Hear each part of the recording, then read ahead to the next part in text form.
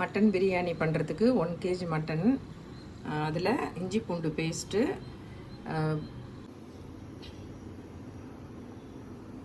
மேலே காட்டின அந்த மசாலா சாமான்களை போட்டு அதோட புதினா, கொத்தமல்லி, மஞ்சத்தூள், உப்பு இதெல்லாம் போட்டு வேக வைக்கிறேன். பிரியாணி மசாலாவுக்கு இதெல்லாம் அரைச்சி வச்சுக்கிறேன். பாஸ்மதி ரைஸ் 3 கப் எடுத்துருக்கேன். இந்த வந்து தண்ணியில் நல்லா வாஷ் பண்ணி வடிகட்டி எடுத்து வச்சுருங்க. ஒரு 20 minutes அப்படியே இருக்கட்டும். வெங்காயம், தக்காளி எடுத்து வச்சுருக்கேன். வெங்காயத்தை நீல வாக்கில் கட் பண்ணோம். தக்காளியை மிக்சியில் அரைச்சி வச்சுடுவோம். புதினா 1 கட்டு எடுத்திருக்கேன். பச்சை மிளகாய் 4. புதினாவையும் பச்சை மிளகாயும் நல்லா க்ளீன் பண்ணிவிட்டு வாஷ் பண்ணி அரைச்சி தனியாக எடுத்து வச்சுக்கிங்க. அது மாதிரி தக்காளியை தனியாக அரைச்சி எடுத்து வச்சுக்கிங்க. புதினாவும் பச்சை மிளகாயும் அரைச்சி தனியாக எடுத்து வச்சுட்டேன். தனியாக அரைச்சி எடுத்து வைக்கிறேன். 400 கிராம் வெங்காயம் கட் பண்ணி நீல வாக்கில் கட் பண்ணி வச்சுருக்கேன். புதினா, கருவேப்பிலை, ஒரே ஒரு பச்சை மிளகாயை எடுத்திருக்கேன்.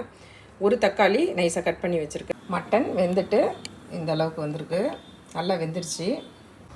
பிரியாணி குக்கரில் தான் பண்ணுறேன். ஃபஸ்ட்டு எண்ணெய் போட்டுக்கிறேன். நெக்ஸ்ட்டு பட்டர் ஏன் யூஸ் பண்ணுறேன்னா அடி பிடிக்காது. பட்டர் யூஸ் பண்ணிங்கன்னா அப்படியே ஒட்டிக்கும் இல்லையா, அதெல்லாம் ஒட்டாமல் நல்லா வரும், உதிரியாக வரும். நெக்ஸ்ட்டு மசாலா சாமானை போட்டுப்போம். 1 கட்டை, 2 பிரிஞ்சி இலை, லவங்கம், கல்பாசி எல்லாமே போட்டு வறுத்துப்போம்.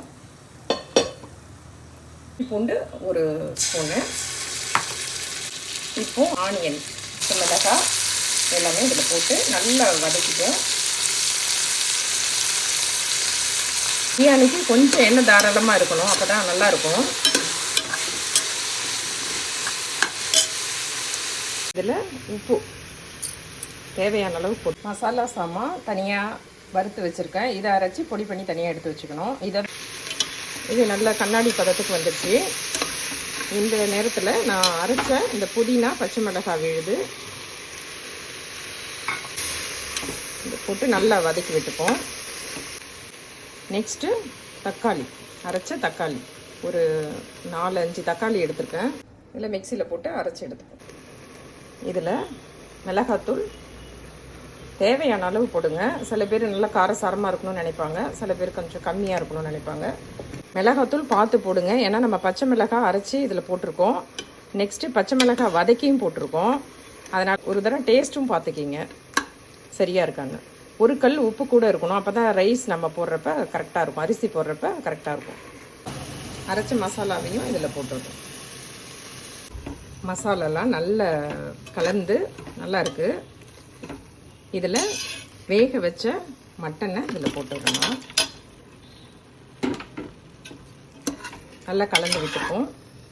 ஒரு வாசனை, பிரியாணி வாசனை வர ஆரம்பிச்சிடுச்சு. நான் ஒரு 3 கப்பு ரைஸ் எடுத்திருக்கேன். அதுக்கு 2 மடங்கு ஊற்றணும் தண்ணி. பிரியாணி நல்லா பொலன்னு வரணும் அப்படின்னா நீங்கள் வந்து 1.25, அதாவது 3 டம்ளர் எடுத்தேன்னா அதுக்கு ஒரு 5.5 டம்ளர் தண்ணி மட்டும் ஊற்றினா போதும். இல்லை குழைவாக வரணும், குழைவானா மீன்ஸ் கொஞ்சம் நல்லா வரணும், நமக்கு சாஃப்டாக இருக்கணும் அப்படின்னா 2 மடங்கு தண்ணி ஊற்றணும். கறி வேக வச்சோம் இல்லையா, அந்த தண்ணியும் இதுக்கு யூஸ் பண்ணலாம். நான் இப்போ அதில் 1 மடங்கும் நார்மல் வார்ம் வாட்டர் 1 மடங்கும் யூஸ் பண்ணுறேன். தண்ணி போட்டாச்சு. இது நல்லா கொஞ்சம் பபிள்ஸ் வரணும். பபிள்ஸ் வந்ததுக்கப்புறம் நம்ம ரைஸை இதில் போடணும். இது வந்து தக்காளி கொஞ்சம் முழுசாக இருக்கலாம். 1 தக்காளி மட்டும் நான் இந்த மாதிரி போட்டிருக்கேன், ஏன்னா அது பார்க்குறதுக்கு ரொம்ப அழகாக இருக்கும். தக்காளி, பச்சை மிளகாய் முழுசாக போடுறப்ப கொஞ்சம் அழகாக இருக்கும். இந்த நேரத்தில் நீங்கள் டேஸ்ட்டு உங்களுக்கு பார்த்துக்கிங்க, எந்த அளவுக்கு உங்களுக்கு டேஸ்ட் வேணுமோ அதை கரெக்டாக போட்டுக்கிங்க. நல்ல பபிள்ஸ் வந்துருச்சு. இந்த நேரத்தில் நான் ரைஸை வந்து இதில் போடுறேன். 20 minutes ஆகிடுச்சு. ரைஸ் போட்டு நல்லா கலந்து விட்டுப்போம். ரைஸ் வந்து ஊற வச்சு ஒரு 20 minutes ஆகிடுச்சு. இப்போது ரைஸை போட்டு இதில் நல்லா கலந்து விட்டுக்கிறேன். இந்த மாதிரி நல்லா வெந்து வர்றப்ப நம்ம நல்லா பாதி பதத்துக்கு வெந்துடுச்சு. 2 விசில் விட்டு எடுத்தால் போதும். 2 விசில் விட்டு எடுத்தோம்னா சரியாயிடும். இப்போது ஓப்பன் பண்ணி பார்ப்போம்.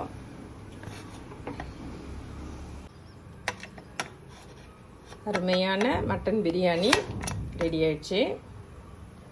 ரொம்ப நல்லாயிருக்கு. இதில் நம்ம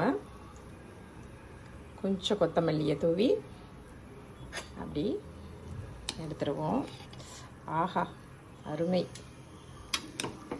ருசி சுவையோ சுவை. ரொம்ப நல்லாயிருக்கு. ட்ரை பண்ணி பாருங்கள். இதே மெத்தடில் செஞ்சு பாருங்கள், ரொம்ப நல்லா வரும். பாருங்கள், இது உதிரியாகவும் இருக்குது, அதே சமயத்தில் கொஞ்சம் சாஃப்டாகவும் இருக்குது. இதில் கொஞ்சம் முந்திரி பருப்பு, கிரேப்ஸு, கருப்பு திராட்சையும் போட்டு கட்டுறேன். இது கொஞ்சம் அந்த நெய் வந்து நெய்யோட அந்த முந்திரி பருப்பு உள்ளே போய் அந்த வாசனையும் ரொம்ப நல்லாயிருக்கும். மட்டன் பிரியாணிக்கு சைட் டிஷ்ஷாக நான் மட்டன் குருமா பண்ணியிருக்கேன். தேங்க்ஸ் ஃபார் வாட்சிங் மை சேனல். தேங்க்யூ.